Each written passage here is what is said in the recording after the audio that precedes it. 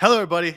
Welcome back to the Drive Pink Dialogue. Inter Miami just concluded a 2-2 draw against Palmeiras. Sor, my friend, my co-host, how are you feeling? By the way, I should just add the Al Ahly Porto game is tied as we speak, which means nothing because this tie sees both teams through. Palmeiras wins the group. Inter Miami comes in second. Inter Miami will play PSG next weekend. We can come back to that later, but just to start us off, how are you feeling about that game? What was the point of playing that? We should have just shook hands at the start of the game and just been like, okay, we're both going home, going to have a nice little rest. Gut-wrenching, man. Defended for our lives for the first 80 minutes. Was so good for 80 minutes. And then the gas just ran out. Our car literally spluttered across to the finish line. Should have won that game. I think the subs killed the game completely. The first starting 11 were phenomenal. I think the best performance by our backline. The midfield, I can wax lyrical about Segovia and how good he was. Redondo had a very good game. And then as soon as he came off, as soon as Segovia came off, as soon as Allende came off, and dare I say, as soon as Suarez came off, that game just completely changed. I think those four players were the best players that we had on the pitch. And as soon as they walked off, Inter Miami they ran out of steam, basically. Gut wrenching to go 2-0 up and then concede 2 goals. Honestly, on another day, we could have probably conceded another one, and Al Ahly would have battered Porto, and we would have been knocked out. But I think Inter Miami had the perfect game plan. We just didn't have the physicality or the stamina to deal with Palmeiras. Credit to them, great game, but subs were absolutely, I think, took the air out of the game. I think this is the first time since Messi's first season that MLS's roster rules and the lack of depth really came back to hurt Inter Miami. And injuries. Because they didn't have the bodies at the end. Baltasar wasn't supposed to be playing in this game. We had really three guys on the bench, and that was it. We had three guys off the bench. The only thing I would nitpick about this entire game from a coaching perspective or from a tactics perspective is I thought the Jordi Alba sub came too early. Segovia was the player of the match, and you took him off at the worst time. Before we get into all of that, can we just congratulations to Inter Miami for making it through the group stage and into the knockout round. We've absolutely destroyed all critics. Do we still want Paris? We bring them on, man. We might, no, we're not going to win that game. But congratulations, defied all odds, all expectations. We talked about what would be a successful Club World Cup. This is anything from here on is a bonus. Go play against PSG, the best team in the world right now. Whatever happens, be proud of yourself. And congratulations to every single player that's been part of this Club World Cup. You have made us fans proud, and I couldn't have asked for more. This has been the best 2 weeks of this season and potentially over the last 2 seasons. And I've had the most fun watching these four teams go at it. It was so close up until the very end. And honestly, it was just one game week that separated all four teams. Al Ahly versus Porto, I don't know if you saw that game. Absolutely phenomenal game. Everything they touched turned into a goal. But Inter Miami, Palmeiras, if the result was slightly different, this would have been, I think, Inter Miami's finest game in the last God knows how many months. We played really well.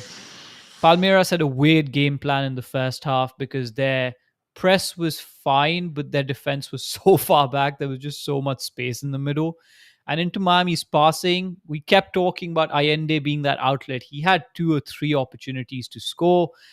Fafa Pico had an opportunity at the end. That's the one that we're going to. It wasn't even like Inter Miami ran completely out of gas. I think it was the subs that hurt us, and then we were a little bit. I think the defense ran out of gas. Yeah. I think the midfield ran out of gas. And like Noah Allen was struggling at the end. Maxi Falcone was struggling at the end. Cello was struggling. And all three of them, I think, were phenomenal. And Noah Allen, if that happens 20 minutes earlier, he stops that first goal. Like he gets there. He misses it by a step. Busquets, I think if that's 20 minutes early, he might get to that second goal. And Ustari should save that second goal, by the way. I know it's a missile, but it's like, it looks like it goes right through him. I know it goes right under his elbow, but you have to move 3 inches to block that. So I thought that was disappointing. You're absolutely right. This is a incredible accomplishment. And I know that it feels a little sour because the last 10 minutes of that game went from the highest of highs to, darn, we were so close. But if you had told us at the beginning of this tournament we were going to get out of the group stage, unbelievable, we would have taken that. Of course we would have taken that. If this game had gone the other way, where Inter Miami scores 2 goals in the last 10 minutes, we would be on cloud 9 right now and thrilled with this result. So you're right. This is unbelievable. At this moment, I mentioned in the pregame show, but maybe Monterrey will get through. Maybe Al Hilal from Saudi Arabia will get through to the next round. Maybe Mamelodi Sundowns if they pull a big upset this week. But there's a chance that Inter Miami is the only team that's not from Europe or South America to go through into the knockout stages. And they did it without a 100% Lionel Messi. They did it with incredible performances from young players like Talasco Segovia, like Noah Allen, like Tota Aviles today, like Benjamin Kramaski against Porto, like Ian Frey in those first 2 games. And so all we need, I think, is a little Yannick Bright, a little David Ruiz. Maybe we do have a chance against Paris. We will see. And I will say, they looked overwhelming against Atletico Madrid in that first game. I didn't think they were as overwhelming in these past 2 games. Now, listen, it's the knockout stages. They're a super team. We can talk about that game later this week. But can I give you a better logic? Go ahead. If we would have played Botafogo, you would have been more comfortable that Inter Miami might be able to win that game. Yes. Right? Against Botafogo. Yes. Botafogo beat PSG. So Inter Miami should technically be more comfortable going up against PSG. That was a smash I'm kidding. Yes. Inter Miami can pull off a smash and grab. All that said, Yannick Bright could come back, have a superhero performance against Vitinha in the midfield and just win us all 3 points and into the next round. Regardless, we can fantasize as much as we want. In this tournament so far, Inter Miami in every single game has not looked out of place even once. Dare I say, deserved to win against Al Ahly, won against Porto, the better team. For large parts of this game, better than Palmeiras, who did not have a single decent shot on Ustari's goal up until the 80th minute. I will say this result was fair. I think both teams over the course of 90 minutes, I guess, deserved that point and deserve to go through. But Inter Miami has not looked out of place. We started off our expectations saying, let's just compete. Show the world that we're something. Let's be proud of our team. Then those expectations got pushed back and we're like, okay, let's just get one win. Just one good performance against one of these big teams. Then that expectation got pushed up against, okay, if we can get 2 draws, that's phenomenal.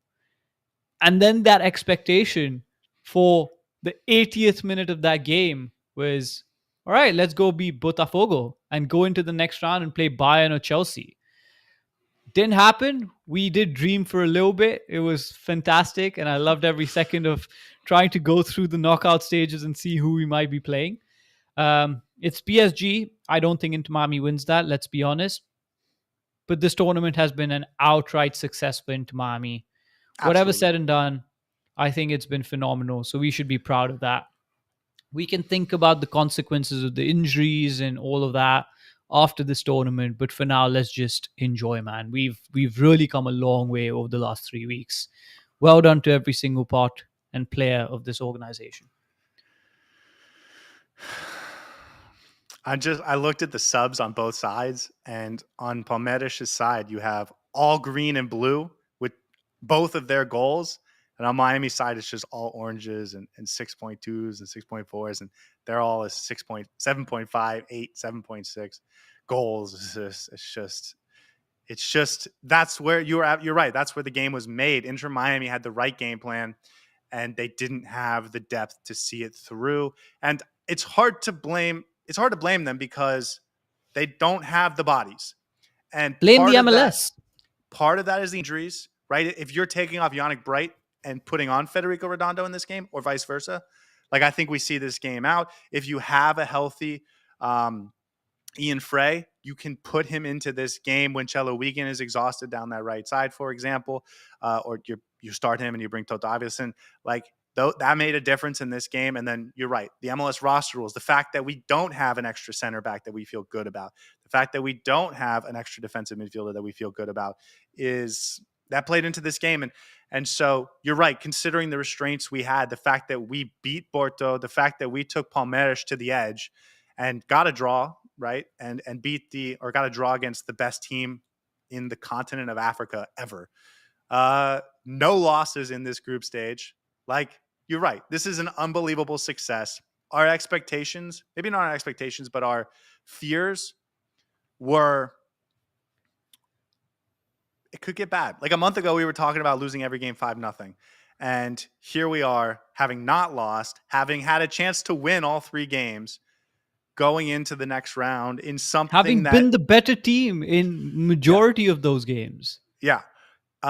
So you're right. This is absolutely an unbelievable accomplishment. And the truth is, like, if Fafa Picault has a better touch, we win this game, and we're going to face Botafogo, and we're putting pressure on this team to go to the quarterfinals. And then when you're there, go have yourself a ball, and you start getting some guys healthy back and stuff. So, and guys, this is the emotional reaction. So I think because of the way the game played out, for Inter Miami being so high for 80 minutes, and then the air being sucked out of the room, that's probably why we're a little bit pessimistic about what could have been.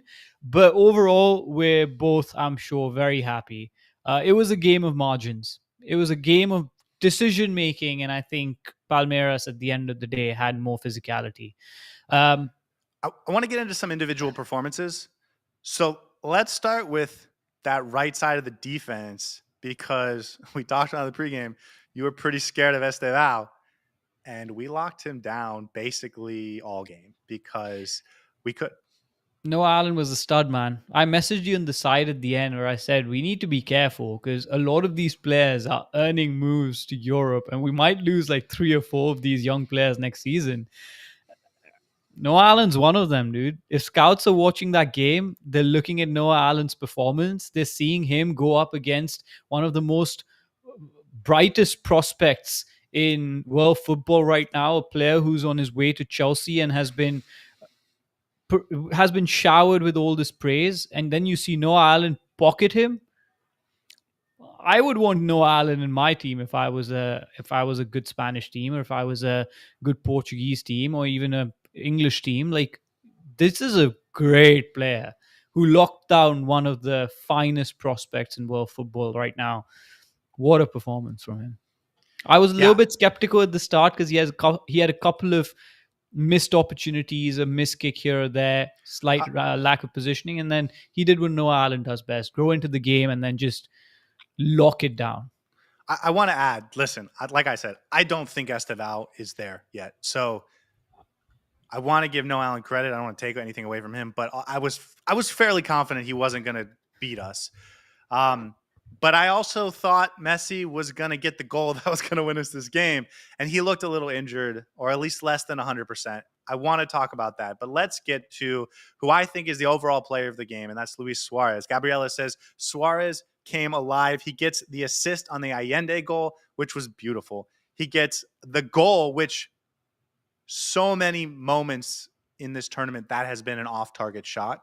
And he puts it on target with the pace to push through the fingers of Weverton, who, again, is a really good goalkeeper, keeps it inside the net, puts Inter Miami up 2-0. And when that happens, like, this is as high of a moment as we've had as Inter Miami fans for a few minutes there. But Suarez was incredible, and you're right. He came off, and we got worse because of it. He was phenomenal this game. Phenomenal. He was doing things by himself, creating things, taking up good positions, manipulating Palmeiras' backline so much. He was stretching them out. He was staying up top because he knew the way to beat this was to quick counter. So he wanted to stay top. He allowed the midfielders to occupy the spaces in the middle. And then that goal was just all him. By himself. We talk about creating moments. That run was crazy. He conjured it up from midair, and then that finish was fabulous. I thought one of the players of the match for sure. The moment he came off, it was just it just was not the same. We were missing somebody up top, and that was him. It is weird, sort of, in retrospect, that they took him off because it was Messi that was less than 100%. But I understand it because it's Messi.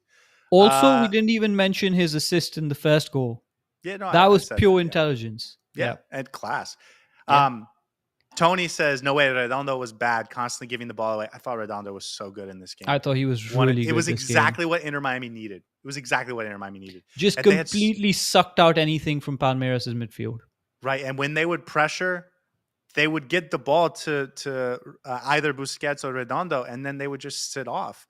And it was like they knew if they went after this guy, they weren't going to get the ball from him. And that's exactly what Inter Miami needed in this game. I thought he was really good he was everything Inter Miami needed in this game. Nick Smith says, Baltasar gave up the header for the first goal. I don't even want to blame him. He doesn't belong in this game. He didn't belong in this game. Let's be honest. Let's contextualize this. This is a player who's played 15 minutes in the last 3 months of football. He hasn't played any football. 6 months. He's coming back from an injury. He's thrown into this game playing against one of the most physically fit teams. He obviously needs to get up to game state. He's not in rhythm right now. And you could see that. He was just 3-4 paces off every other player on the pitch. And I don't blame him. I will not judge him for this. It's not his fault. He should not have been subbed on to this game. So any criticism you want to direct, don't direct it at him. Yes, he wasn't great, but he shouldn't have been on that pitch in the first place. And it goes back to how we started this. The lack of depth, not having a Yannick Bright available, not having a David Ruiz available. Ian Frey, he would have been such a good asset in this game. Baltasar Rodriguez had no business being in this game. We'll see what he is from a talent perspective. I think it's probably too early to tell, but from a form perspective, from a moment perspective, he didn't belong in this game, and it's sort of unfortunate. I would have preferred Leo Afonso. Well, but this goes back to what I said. The Jordi Alba sub came a little too early because that substitution window, keeping Segovia on through 90 minutes, if Redondo was going to start cramping, that would have been super helpful in that moment. But again, nitpicking there, really nitpicking. Anton says Miami could have had 4 goals easily. They were the better team. Listen, that Fafa Picault moment at the end is, I think, going to live with them because Palmeiras does get the goal back. It's 2-1, and he has a chance to end the game. He has an open shot on goal, and he just cannot take the ball down. And not to pile on Fafa, but when people are calling for Suarez to come out and start Fafa and bench Allende, and it's like, there are levels to this game, and at the Club World Cup, you have to go with the guys that can potentially get at that level, and that's what Fafa. And it's so interesting to me because this is the irony here. When Suarez doesn't have a game, he's not playing well, he stays on till the 90th minute. When he's playing like a man of the match, he gets taken off. What's the point? Well, they wanted that was the most idiotic decision. They had the 2-goal lead and they wanted to bunker down. The problem is they could have gone Obondo as well. Why didn't you bring on Obondo? There was so much you could have done in this game. David Martinez. I thought you needed to make a defensive change because Noah Allen was dead by the end of it. He was somehow carrying on. Maxi Falcone, I think, was fine. Cello Wiegand was dead by the end of it. Good.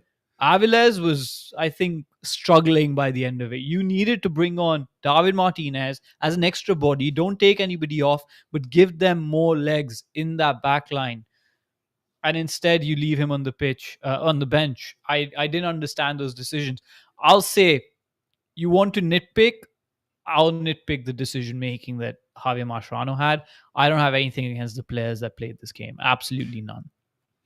The only two mistakes Inter Miami made all game, I thought, were Ustari should have saved that second goal. I mean, I get it's a rocket. We would have thought like, oh, that's a I don't nice think he save. could have saved that. It I'd like was to right under rewatch his it. elbow.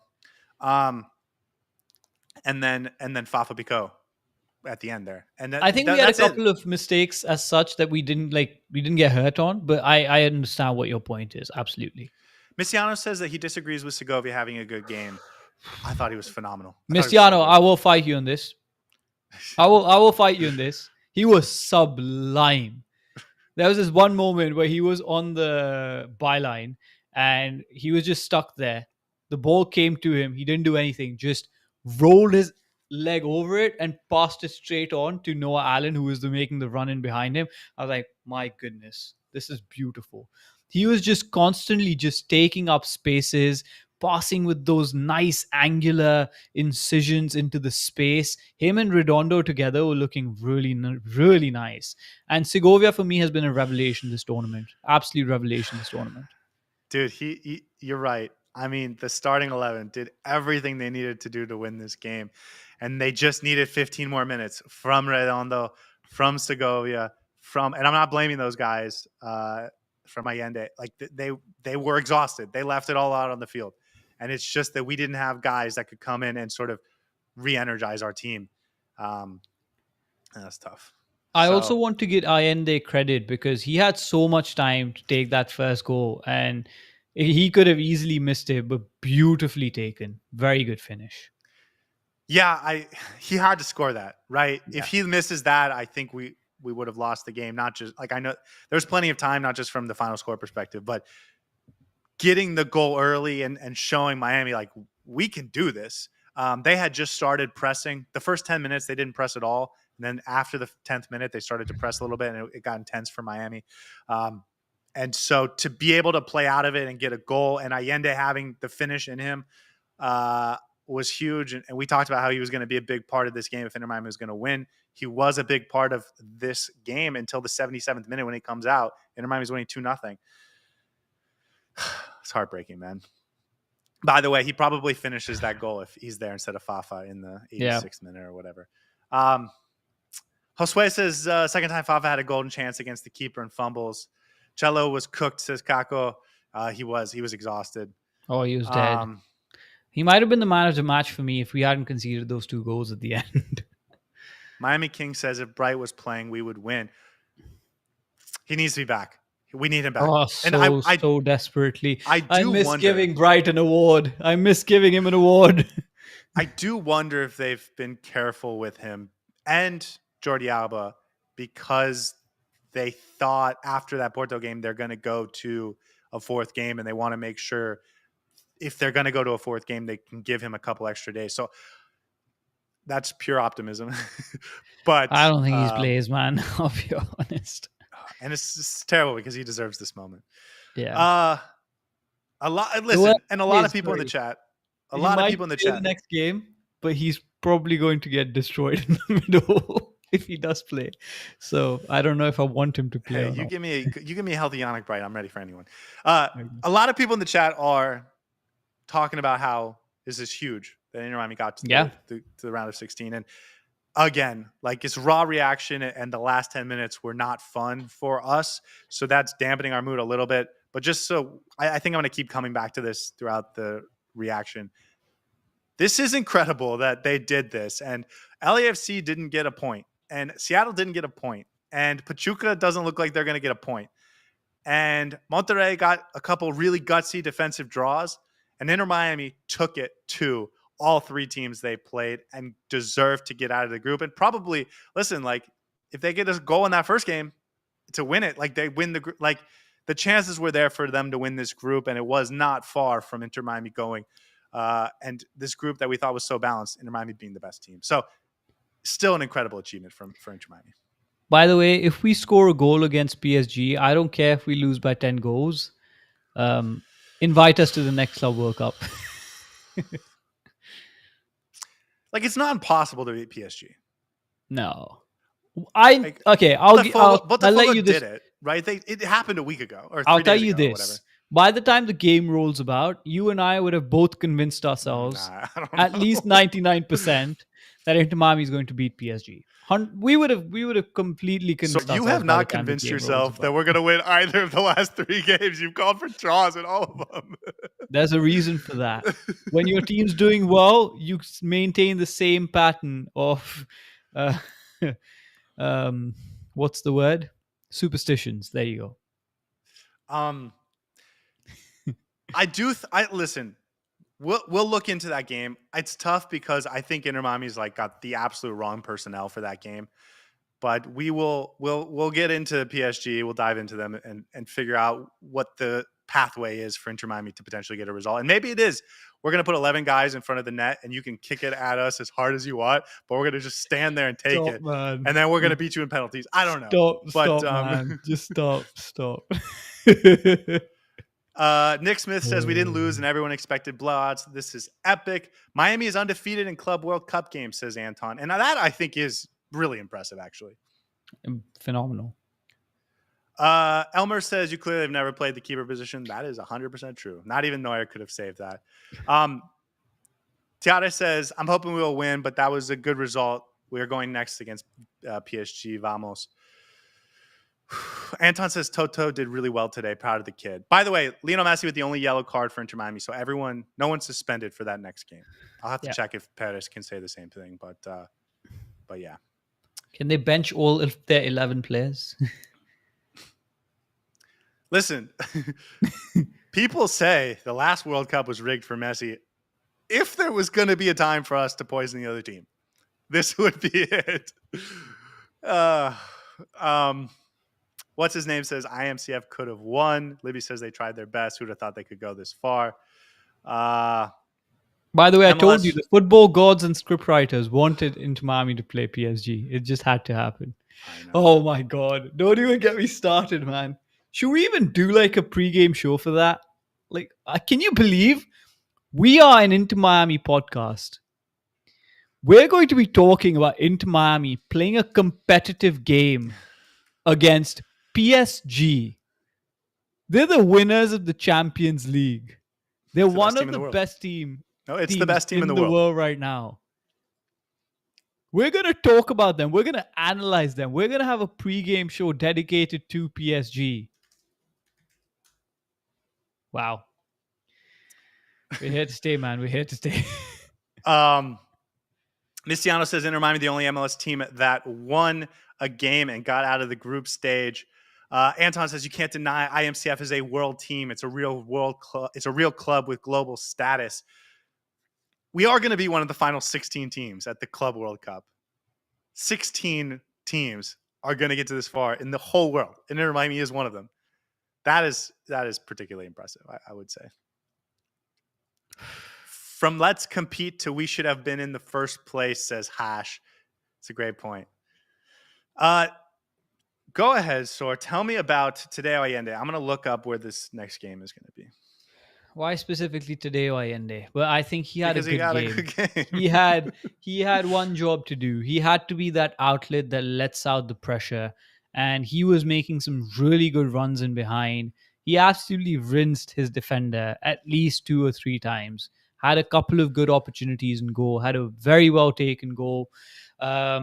Again, as soon as he came off, Inter Miami lost that spark up top. And unfortunately, we brought off Suarez, Allende, Segovia, all within a very quick span. And we sort of hampered ourselves after that. Allende, after that really terrible game against Porto, I think had a phenomenal game today. Just goes to show that the talent in this Inter Miami squad is immense. If everyone starts kicking in final gear, we could be something special, at least in the MLS or in the Confederation. But for me, I think Allende really did what we needed him to do today, executed the plan to perfection. And once he got off, there was nobody to do that and provide that outlet. Fafa tried a couple of times, but as soon as Jordi Alba came on, you could see Messi was trying to find him. That was the area that we were trying to go through. And there were a couple of opportunities where I saw Fafa completely clean free and nobody passed to him. And I was like, but the problem is once you miss a ball like that, your teammates don't trust you anymore. No, it was before that. It was before the opportunity that he because there was another missed. one later that Messi goes really late to Fafa and he ends up turning it over. Yeah. Jerry says Messi's obviously not 100%.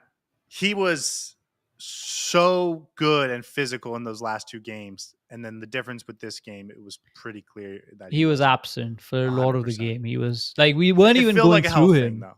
It felt like a health thing. No, absolutely. They're going to need him healthy next week. I'll be honest, man. I don't know if he actually starts against PSG if he's not fully healthy.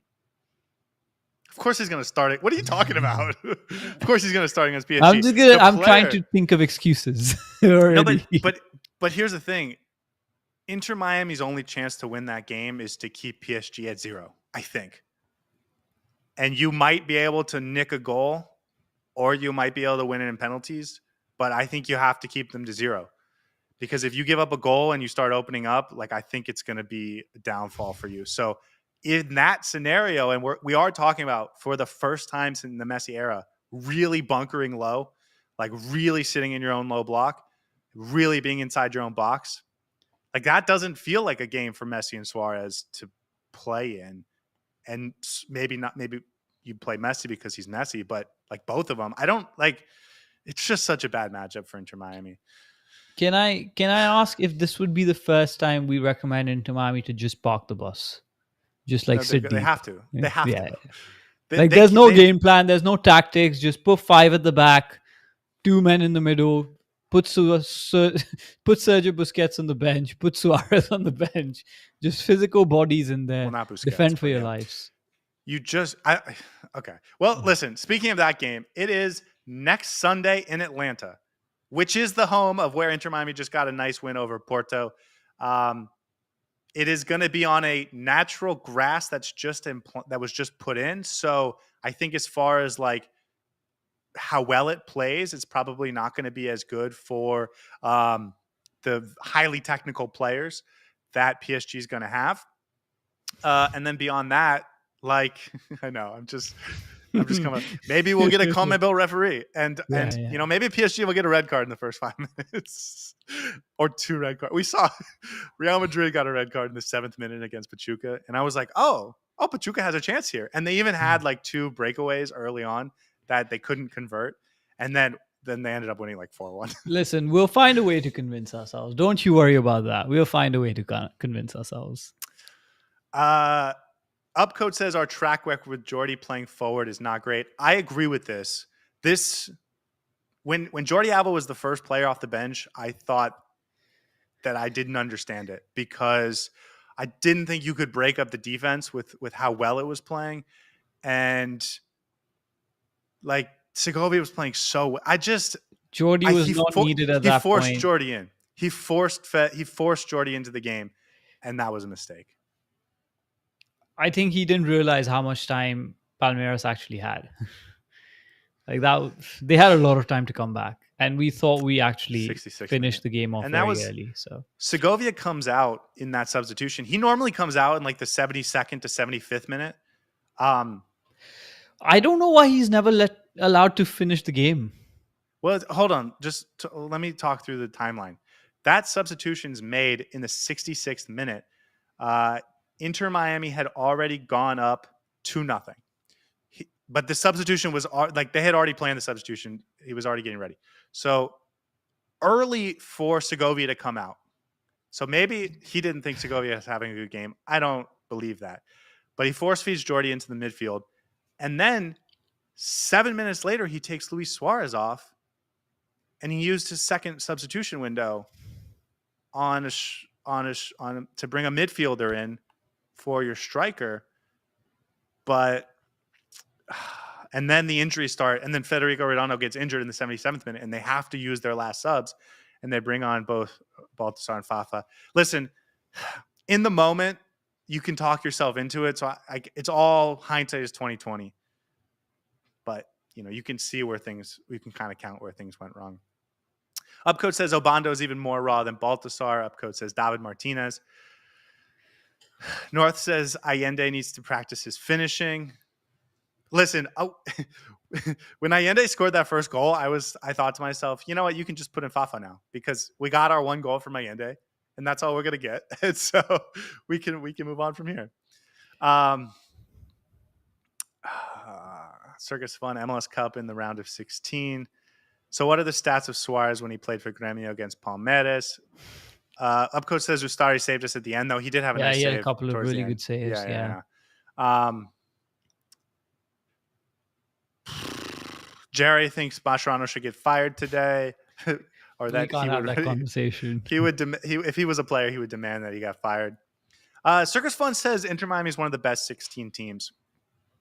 My general thoughts on this tournament is that there are like 4 or 5 teams that are head and shoulders above of everyone else, and it's Bayern Munich, it's PSG, it's Man City, it's Real Madrid, and it's I can't remember who the 5th one is off the top of my head, but Inter Miami, obviously.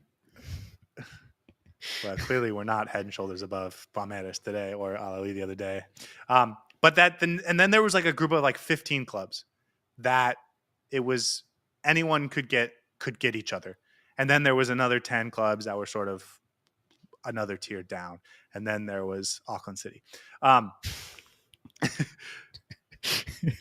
And I think Inter Miami, I think there's going to be 8 teams or even 9 or 10 teams in this round of 16 that Inter Miami could have gone up with toe-to-toe and thought about winning.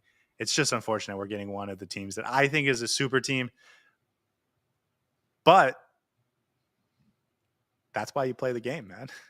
They make movies about upsets like this. So Columbus Crew cannot say that they played PSG in the Club World Cup. And they can't say they got a draw against Palmeiras or that they beat Porto either. Or they got out the group stage in the Club World Cup. Mike V says Rocco was man of the match. I agree. Jerry says Segovia is by far the best player in this team technically after Messi. You started to mention it, but then we moved on quickly. What he's done in this tournament has been so impressive. Since he moved deeper into that midfield, he's been not just as good as we've seen him, but as consistently good as we've seen him.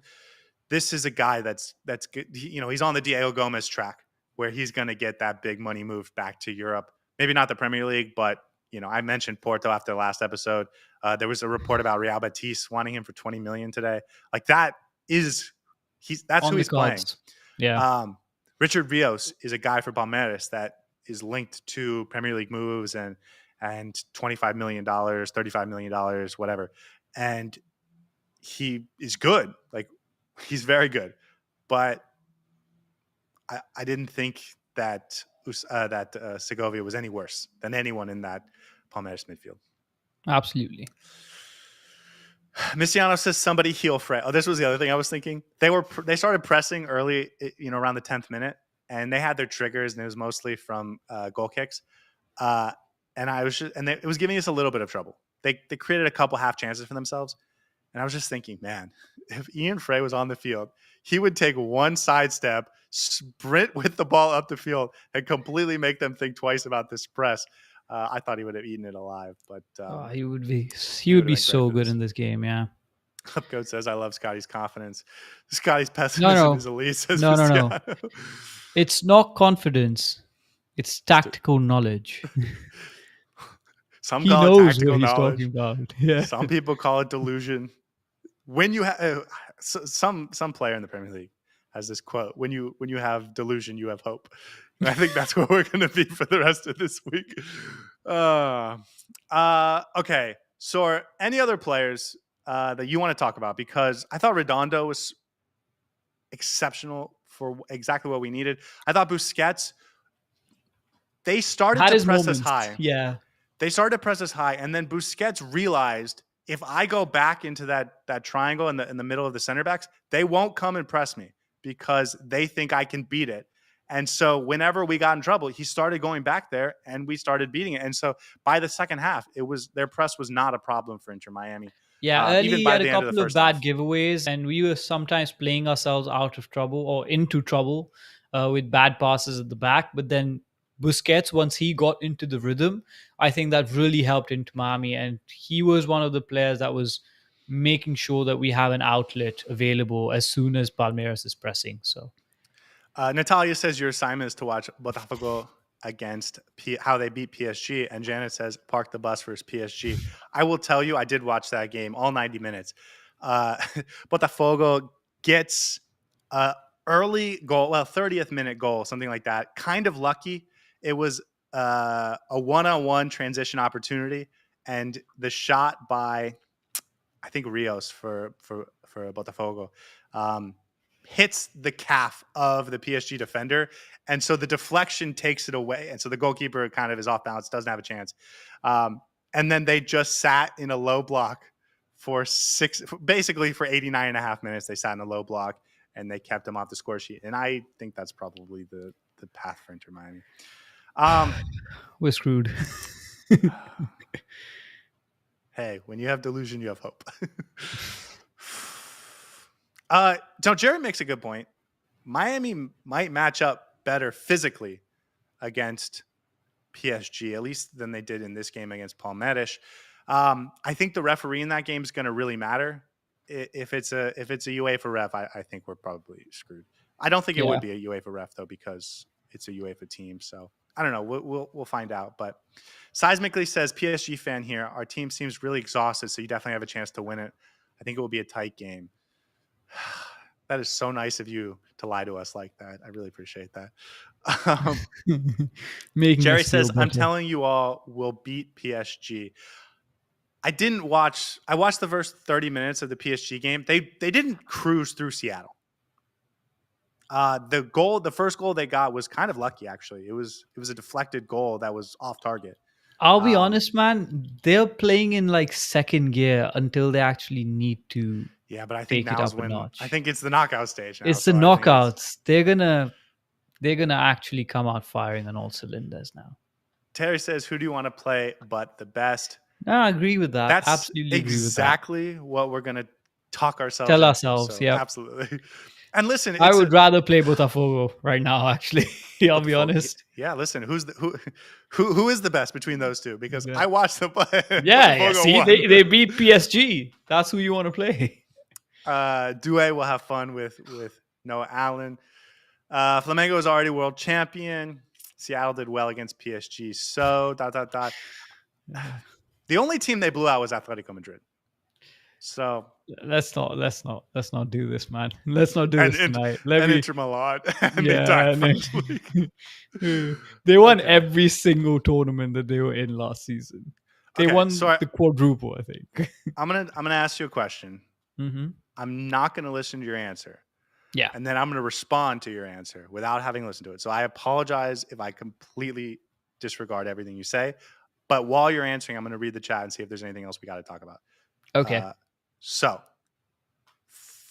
do you think Palmeiras has a chance to go really deep in this tournament? No, I think they're going to lose to Botafogo. This is a good team, but I think that'll be a really good game. And we also have to realize whoever wins this game is likely going to go up against potentially Bayern or Chelsea, maybe Benfica, but between C and D groups. And that's not an easy group to get past either. When we talk about going deep past the quarterfinals, I doubt it. They might get to the quarterfinals, but I don't think they get past the quarterfinals. I honestly think Botafogo might be better against Palmeiras, but we'll see. Well, to be clear, I didn't watch the last half an hour of the Palmeiras Al-Ahly game because they got a rain delay and then we had to start the pregame show. Yeah. But I've watched every minute of other than that 30 minutes of both of these teams in this tournament. I think Palmeiras is way better than Botafogo. Botafogo. But then they don't score goals. But they might beat Botafogo. Then they'll meet Bayern or Chelsea. But I think they can match up against those two teams physically. It's just a matter of can they score goals. I think they might be able to match up physically against Chelsea. Bayern's just going to beat them with technicality. But listen, we watched Boca Juniors a couple days ago take Bayern to the wire with the physicality, and Bayern was clearly the better team. Probably should have Probably should have won that game like 4-1.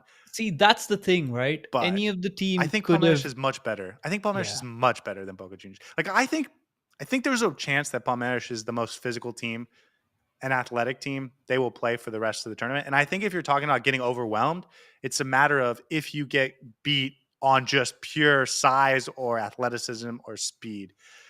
But that if you can rough it up in the midfield, you can take on anyone. And I think Palmeiras has the pieces for that. To me, it's just they can't score goals. And I thought that played out in this game, right? They had to put they struggled. They had 6 forwards on the field by the end of this game. And Inter Miami was dead for them to actually concede a goal. So yeah, and both their first goal, actually both of their goals were on second balls that if it was in the 20th minute, I think we would have gotten to and cleared.